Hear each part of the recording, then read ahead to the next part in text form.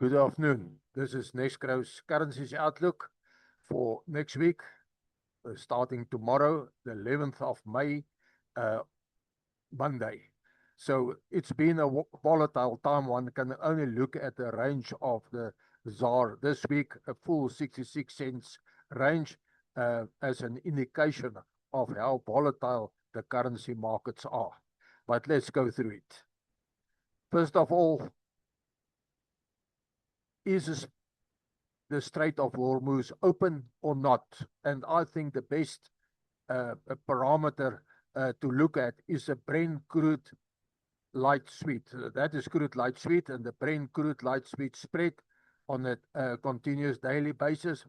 And whenever there is a perceived problem of the strait not being open, this spread moves from the normal average of $4.50 up to $12, meaning that Brent is $12 more expensive than crude light sweet. And the reason is simply that the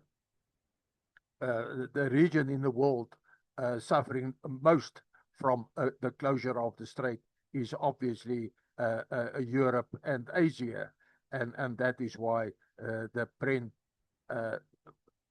spread to light crude shoots up away from the traditional $4.50 spread. So at this point in time, it looks like the spread is closing back to $4.50. That can only be that the markets are discounting a probable opening of the strait, even though very slowly, but still. And the spread is then closing to the traditional or the average of $4.50 between Brent and crude light sweet. Obviously, if there are more trouble in the Strait of Hormuz, then you can expect, as I've said, the spread to quickly increase again back to $10 as the regions in the world, Europe and Asia, suffers much more than the United States. So obviously we have a situation where US crude is just below $100, around 95. Brent is just above $100, around 101. That is where the $6 spread comes from. It looks like the markets are discounting a gradual opening of the Strait of Hormuz, and we could see this probable head and shoulders pattern with an extended right shoulder moving down to $80. That would be for crude light sweets. That is how it looks now. If so, a drop to $80, that is where the neckline is. Worst case scenario, we could be looking at a head and shoulders pattern with that is a left shoulder with a double head, but I think that would be a really worst case scenario, as that is a very rare pattern. So markets are indeed discounting or seemingly discounting a gradual opening of the strait. I'm not implying that we would have a straight drop down to $80 for crude light sweet. So if that is the case, with probable decline in crude, it is a risk on. The world is prepared to take on a risk, meaning that global capital flows into gold and, for that matter, into emerging market currencies, and more importantly, out of the United States dollar. So you have got this worldwide cloud of investment capital going into gold. Also cryptos there. I'm not touching on cryptos today, but important, probably out of the United States dollar. And if it is out of the United States dollar, it is into the rest of the world's currencies, specifically, as far as we are concerned, into emerging market currencies where we will find the ZAR. In a risk-on intermarket scenario, global capital is seeking risk and flowing into gold and emerging market currencies and their treasuries. Central banks also tend to diversify away from the United States dollar. So, if that is my assumption, how is the real world looking? At this point in time, we see gold indeed getting support in this trend channel from the middle of the channel. So this is a weekly graph, and it is now almost 8 weeks since the start of the war. The war actually started there. We immediately had a risk-off scenario, capital flowing into the United States dollar, gold dropping tremendously from the end of February, the last day of February into March, but has now found support exactly where you would expect it to find support. That is the center of the trend channel. And that is in line with this scheme of global capital flows, where global capital from this worldwide cloud of investment capital is flowing into gold out of the United States dollar. There is an intermarket principle that states gold shares are the best arbitrator of future gold prices. Looking at Anglo Gold, Weekly Anglo Gold is a company very familiar to us in South Africa, and the asset test for stronger gold is if Anglo Gold can breach 1,800 resistance again. We've seen the past, this is a weekly graph, the past 2 weeks, how Anglo Gold, actually the past 3 weeks, how Anglo Gold has failed at 1,800 Rand resistance over there.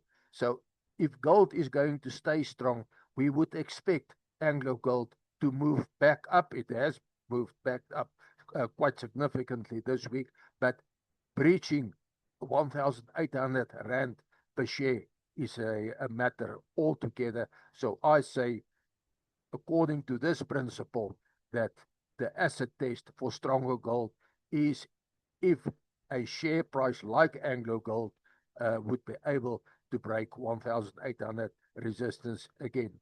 One can see from 2024 with a lag year during the start of the presidency of Trump, there was a lag, but ever since this early days of 2025, how the share price of Anglo Gold has followed gold upwards. Gold, obviously in gold. Without even looking at the USD, the Euro USD, it is clear that there is inherent weakness at this point in time in the United States dollar. So that fits in with this scheme, global capital flowing out of the United States dollar. This is a support line, as weaker is upwards. So you've got a support line here. The Swiss per USD weakened through this support line, and one would be up there where the Swiss has been trading in the past, but strengthening again the past 5 weeks, actually 6 weeks below this support line. So this in itself, the whole picture here is an indication that the United States dollar should be weaker and weakening towards 119 per euro. And keep in mind, the United States has been in this 115, 119 sideways range ever since almost immediately after Trump started his presidency. Then, of course, this currency outlook is about the ZAR, one should then expect the ZAR to remain within the current sideways trend 16 and 17. A 1 rand sideways range, but keeping in mind the extreme volatility. This is a 66 cent range that I've been talking about that prevailed this week as news about the strait appeared and then was replaced again by new news. Always something different from the previous day. So we had this tremendous range of 66 cents. In the end, the rand settled at 16.50. But given what I've said, the strength in gold and global capital flowing out of the United States dollar, I do expect the ZAR to stay in the stronger side of this range, 16 to 16.50. Finally, look at the strength of the Brazilian real. So this has got to support the ZAR with the Brazilian real now trading clearly consolidating below 5 real for the United States dollar. This has got to spill over to other emerging market currencies. So in summary, I'm saying that it seems the opening of the Strait of Hormuz is gradually being discounted in the price of crude oil, specifically the narrowing spread between Brent and crude light sweet. If this is the case, the logical conclusion is a risk-on scenario in which gold strengthens, the USD weakens, and emerging market currencies benefit. The best example I've just shown the strength in the Brazilian real against the United States dollar. This leads to the conclusion of a stronger ZAR, specifically stronger than 16.50, while within the 16-17 rand per sideways range. Just look at it again. We have this sideways range since the start of 2026, and the ZAR returning back to this,